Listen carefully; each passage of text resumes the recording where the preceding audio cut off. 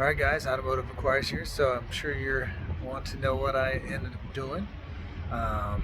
Stopped here to top off of fuel, and the first, of course, the first more affordable one you can see right here. Hold on one second. Alright, so diesel 392, regular 339. So you can automatically see that gotta love being back in diesel, right? 60 cents more a gallon. And you know, yikes. But I will say this, that driving out here the 9.5 hours, the 600 some odd miles was great. Had a good ride in the general, the 7.3 Godzilla. Had a good time in that. Actually averaged good fuel economy, rolling hills the whole time, and got about 15.5. And was somewhat sad to see that truck go, the General. It was a good truck, and I actually really enjoyed that motor. Also enjoyed and loved driving out here to Kansas. Always loved driving through Kansas, and I got into a little bit of Missouri. But I guess I'll honestly say that I'm very happy with my decision. And I guess you guys probably want to know, how does she look? Well, it looks fantastic. So here we are, we're on our way back.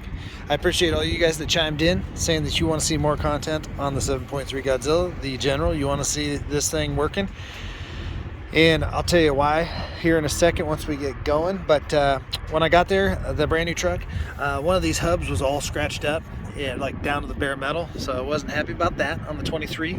In addition to that, they did spray the rear liner, and why they did it, they blasted it up the back of the cab and all over the top, so they're going to use some type of chemical to get that off. Not happy about that. The glass is all sticky and gooey, so it's really windy out here, so I know we're going to get in the truck here in a second. I'm going to explain a lot of the other reasons why as we get going.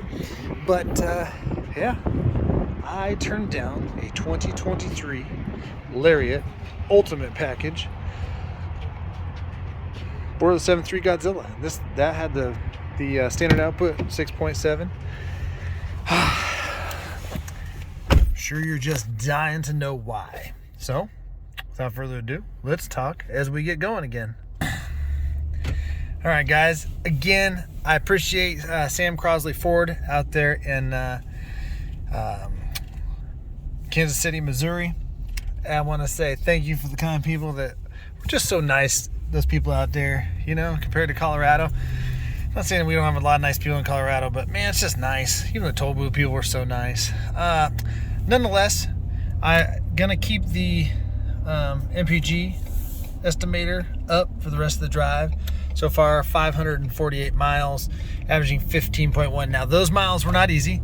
I reset that after my first tank out in Colorado, and I've done about 80 most of the time. There were a couple 100-mile-an-hour rips to pass people, and I was going up, rolling down hills, and bucking a wind that was going south. Now I'm basically driving into it. It's going southeast.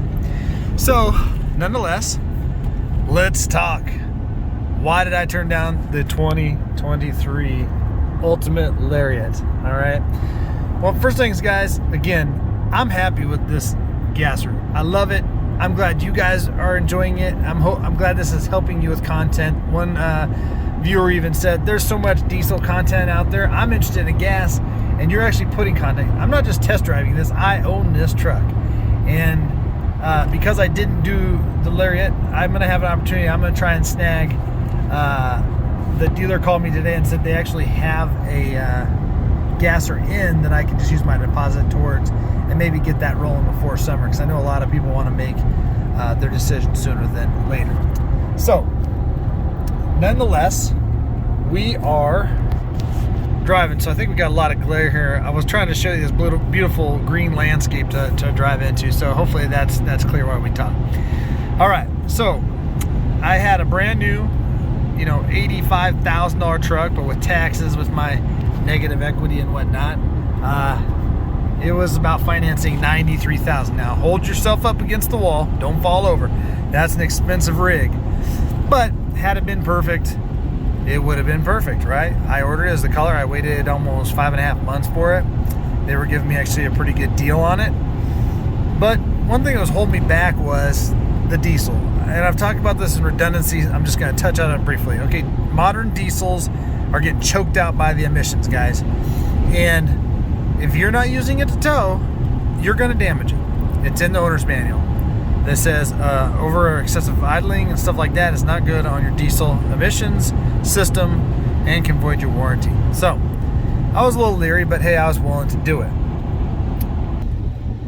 So yeah, so I was willing to buy a diesel for the channel and put it up against it. I think at the end of the day, we all knew that that was going to probably pull a little bit better than the gasser, just because that's kind of what the diesels are made for. However, this gasser does so well that as long as you're pulling with in respect to what the truck is set up for, whether you're using gear ratios in your rear end and everything like that, I mean, there's no reason why a gasser can't do what the diesel does. But what the diesel can't do is idle.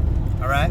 So I'm sitting in that beautiful 2023 truck, and I wanted to check out those gauges because the gauges annoy me. All right. Like I said before, these have a little bit of depth to them. There's like some dimension, I guess, if you will. And I've always been a fan of analog / digital. Like the last year, the Lariat and the Platinum Ultimate, they had a great 8-inch display mixed with some dimension and some analog gauges down there. So I like that a lot. Now, this truck only had a 12-inch screen. Now, I made a great video on it because I walked you through it. For as big as that screen is, it's very limited. The information is very basic. And to me, it was annoying that the speedometer had no numbers on it. They just had a white bar going around a solid digital gauge. So check that video out, because if you're going to buy this and you're going to buy an up trim, so XLT Premium and up, you're going to get that. You're not going to get the gauge. You have to go STX or XL. So if you're going to get that, that might be something you don't care about, but I'm going to show you all the content. It's very minimal what you can do to adjust it and change it up information-wise. Okay, and then some of that stuff, they have these beautiful graphics, but those graphics don't stay up the whole time. That's the part they show you on the commercial. They're like, hey, check out this beautiful screen, and then it doesn't do squat. Okay, so that was annoying. The hub assembly was gouged almost like a grinder mark, and I'm not sure how that happened. I don't think they did it there, but they couldn't do it without replacing the whole hub assembly. Well, I'm not having them tear a brand new truck apart to replace something that was basically just an eyesore to me, but if I'm paying the money for it, I'm not going to let that slide. All right. The overall fit and finish of the dash, there were some plastics up here by the HUD assembly. They were kind of sticking up. I don't think that was right because I was able to push them down and they kind of stayed down. As soon as we moved the truck, they went back up.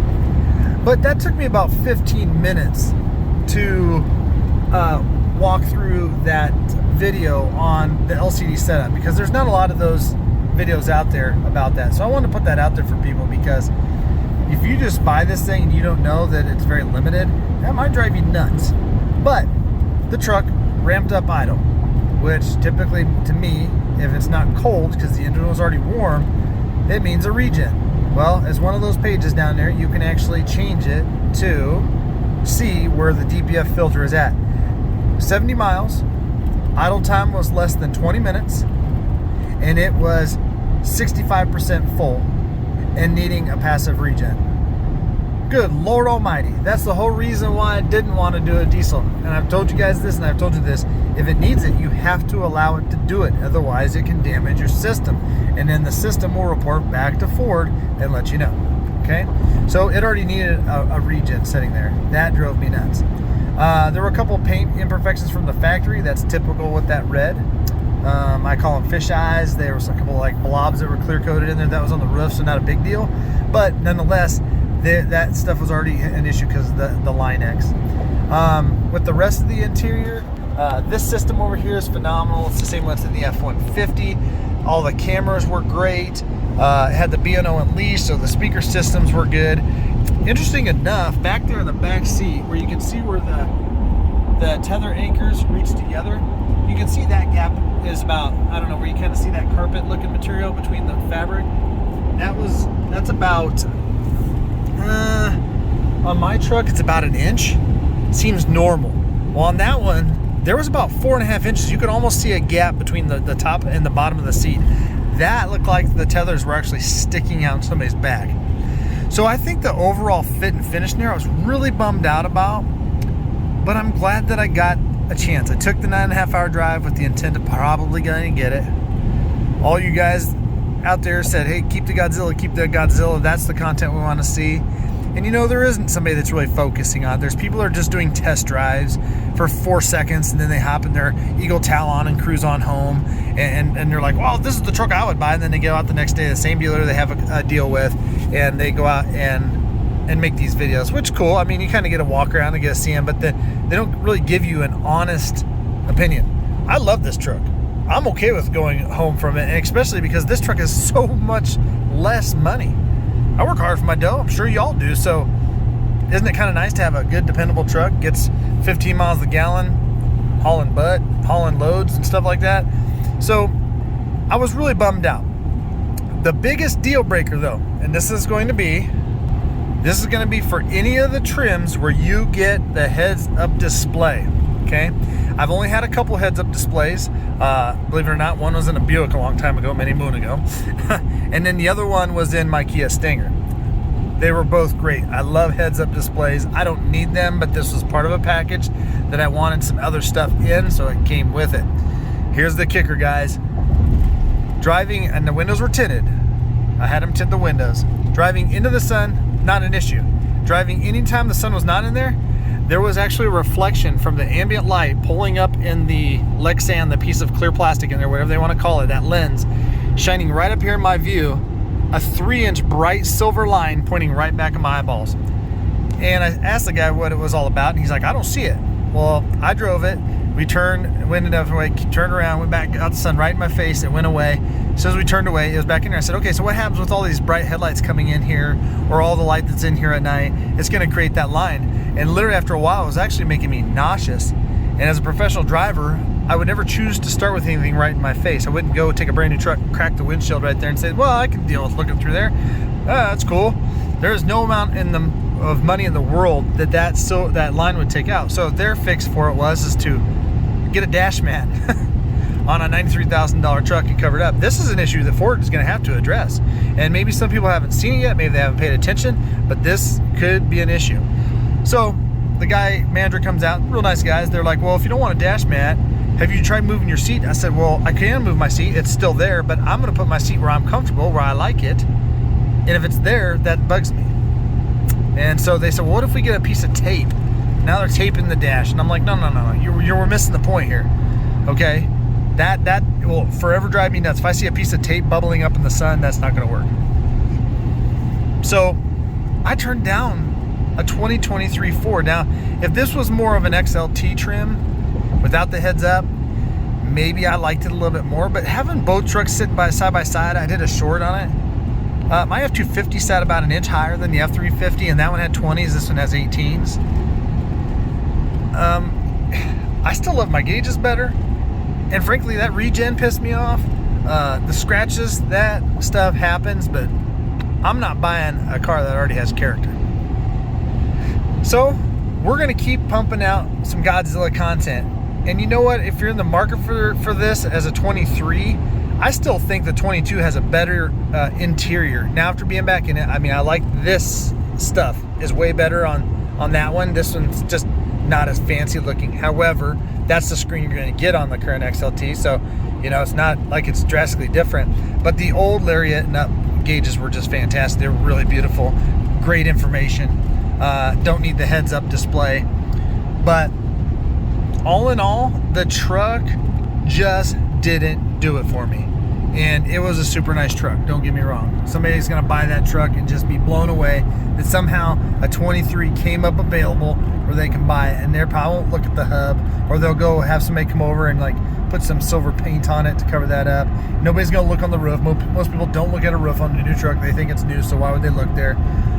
So they're not gonna be worried about the body liner or the Line-X stuff being all over it. They won't worry about that. If they get in the right light, they won't even see the damn the silver stripe. And some people, they just want one, so they're gonna get it. But at the end of the day, that is the reason why I skipped a 2023 Lariat Ultimate for my XLT Godzilla. And you know what, guys? I appreciate you being here. If you came across my videos, just hit that subscribe button. If you don't want to hear any more content, don't hit the notification bell. But do hit the subscribe button, hit the like button if you could for me. And then keep your eyes out, because I got some good content. And because I saved the almost $100,000 buying that one, I think I might just pick up a Chevy Gasser, because I think a lot of people are interested in putting that against that. And you know, I think I'm getting kind of used to not having so many toys in the truck, because it almost feels overly fancy. It feels nice, don't get me wrong, I love it. And I'm not saying I won't go there again, but this feels like home, and this feels better. So guys, it looks like I've got about another, let's see, I'm cranking out 1,200 miles today with the General. It's been a very comfortable ride. My seats are ultimately comfortable, love them. Truck's been running great, sounds great.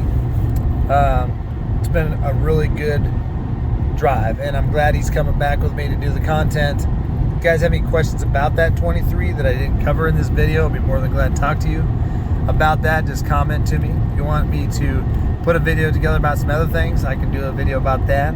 Obviously I don't have the truck, but we can talk about all of it, because there wasn't anything drastically crazy. For having waited all this time for the reinvent of the interior, it was really nice, but there's some areas that quality or measurements or something were just off, not that great. So guys, I will see you on the next one, so please stay tuned.